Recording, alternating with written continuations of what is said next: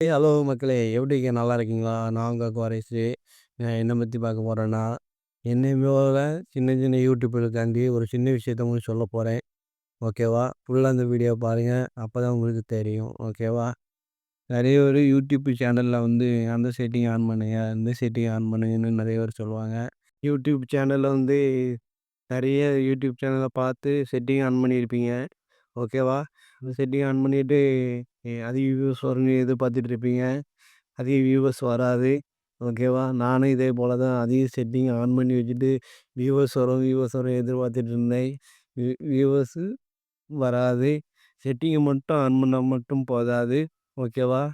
நல்ல video clarity, நல்லா thumbnail, அது மக்களுக்கு பிடிச்சமான வீடியோவ போடணும்.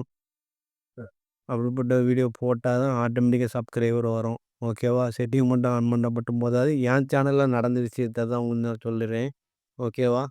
என் சேனல்ல வந்து நான் ஒவ்வொரு யூடியூப் சேனலா பார்த்து பார்த்து ஒவ்வொரு செட்டிங்கும் ஆன் பண்ணேன்.